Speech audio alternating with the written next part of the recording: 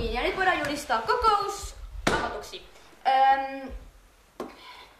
Logossa olisi ainakin ystävänpäivävideota ja mediataitoviikkoa ja sitten vähän... Ainakin aprillivideo on tulossa. Se olisi aika hyvä idea itse asiassa. Sitten on pari lomaa, en muista päivämäärää, muistaako jo päivämäärät. Tylsää. Ketä noikin tuohon heitti? Mä vihaan tätä. Äläs nyt, täällä on oikeesti aika kivaakin tulossa. Niin siis lomat oli 22.2. torstaina ja 22.3. torstaina.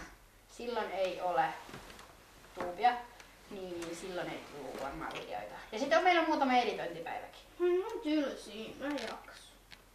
Ne on kumminkin aika tärkeitä. Videoita ei saada julkaistua, jos niitä ei editoida. Sitten on, hei, täällä on myös tulossa karkauspäivääkin. No mä mieluummin karkasin tuosta ikkunasta ulos. Ihan hyvä plani. Niin.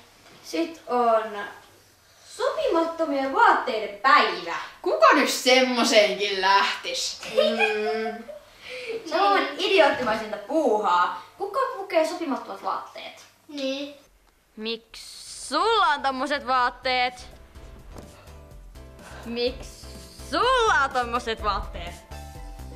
Miksi sulla on tommoset vaatteet? Miksi mulla on nää vaatteet? Ei, me ollaan kaikki lähdetty tähän.